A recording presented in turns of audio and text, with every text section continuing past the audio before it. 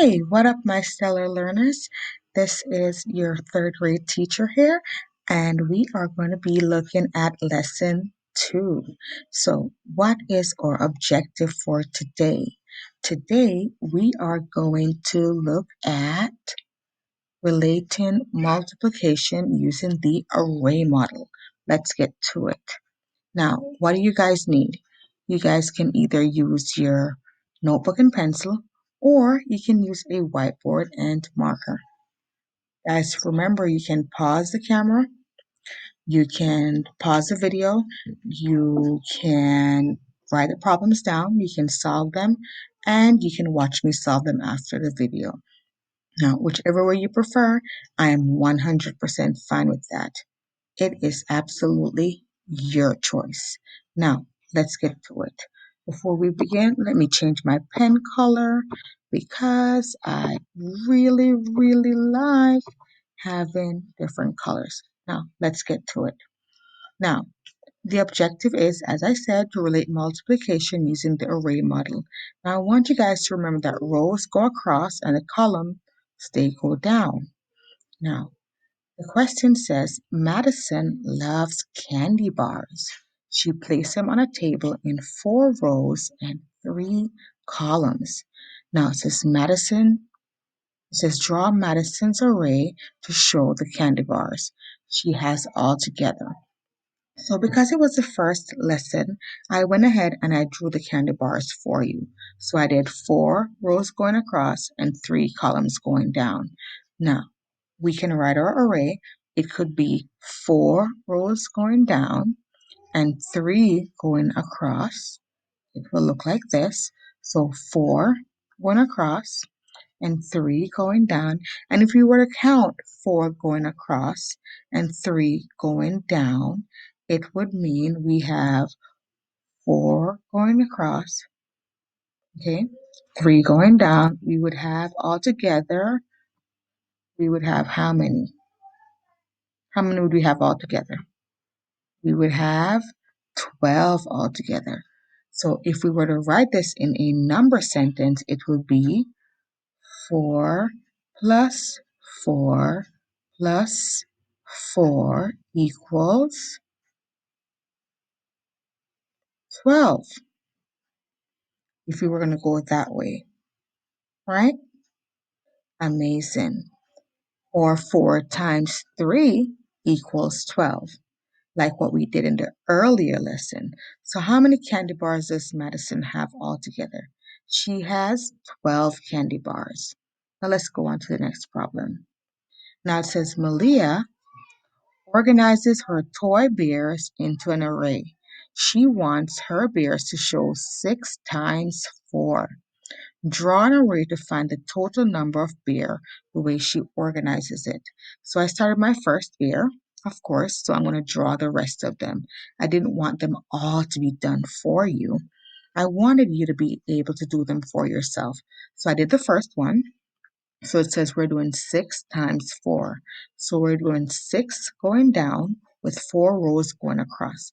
So 6, 1, 2, 3, 4, 5, 6, and 1, 2, 3, 4, 5, 6, 1, 2, 3, 4, 5, 6, 1, 2, 3, 4, 5, 6. And guys, remember, you can be practicing in your notebook, on your whiteboard.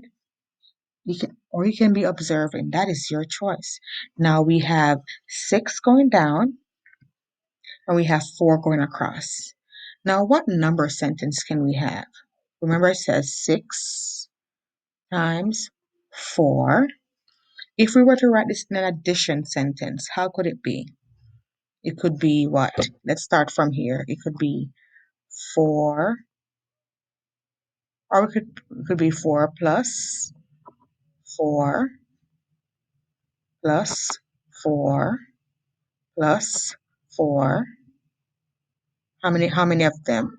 How many 4s do we need? 1, 2, 3, 4, 5, 6, right? 1, 2, 3, 4, 5, 6 set of 4. How many 6 would we need? 4 groups of 6. 1, 2, 3, 4. Now, why do we need that?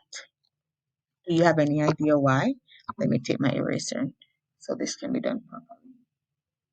Let me erase right there. That way it's done properly. That way we're not making mistakes. All right. Now, let me let my 6 look properly and or 4. That way we can see it. Now we have 6 groups of 4 and 4 groups of 6. Now, we need to count to see if we're correct. Now, 6 groups of 4 is 1, 2, 3, 4, 5, 6, 7, 8, 9, 10, 11, 12, 13, 14, 15, 16, 17, 18, 19, 20, 21, 22, 23, 24, right? Usually I don't believe in counting, but I want you guys to see it. This is third grade. So 6 groups we have, it's the same as having 24. So Malia has 24, right? 4 groups, 6 groups of 4, if you're going to add them, if it's repeated addition, it's also going to be 24. If we were to count them going across, we would get 24.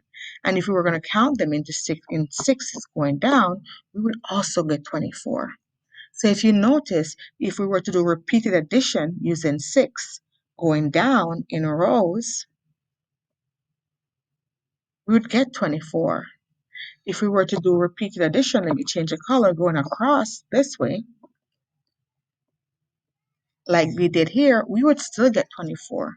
And if we were to multiply it this way, going 6, which is this, times 4, which is this, multiply 6 by 4, we would still come across with 24. And that's the skill I am trying to teach you today. But don't be frustrated. It'll come to you. By the end of third grade, you'll be doing this with your eyes closed. Let's try again. Now, there are 4 rows of apples. How many apples are in each row? 4 rows of apples. How many apples are in each row? There are 4 rows of apples. 1, 2, 1, 2, 3, 4 rows of apples. How many apples are in each row?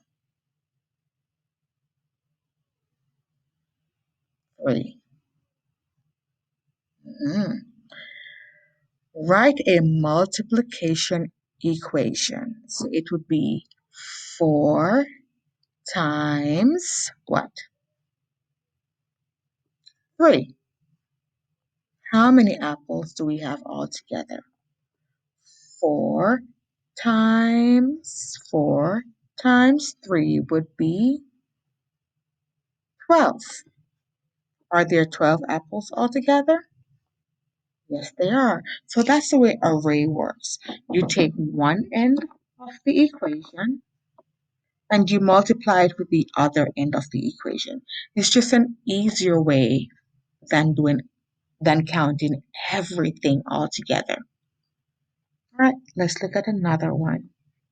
Now, Marley, 2, 3, 4, 5, 6, 1, 2, 3, 4, 5, 6. 1, 2, 3, 4, 5, 6. Now it says draw an array to see how much dots there are together, then write an equation. So 3 times 6.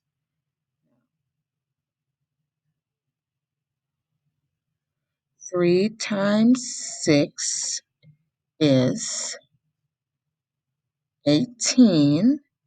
And if we're going to add, it would be 3 plus 3 plus 3 plus 3 plus 3 plus 3. 1, 2, 3, 4, 5, 6. It will give me 18, or it would be 6 plus 6 plus 6, which is 3 times, which would still turn out to be 18. So 6 3 times it's 18, or 3 6 times it's 18, or 3 times 6 it's 18. That would turn out to be 18, and we're using the array model. Now, we're not going to crowd your minds with arrays. We're not going to crowd your minds, but we will do it again tomorrow. Until next time, bye guys.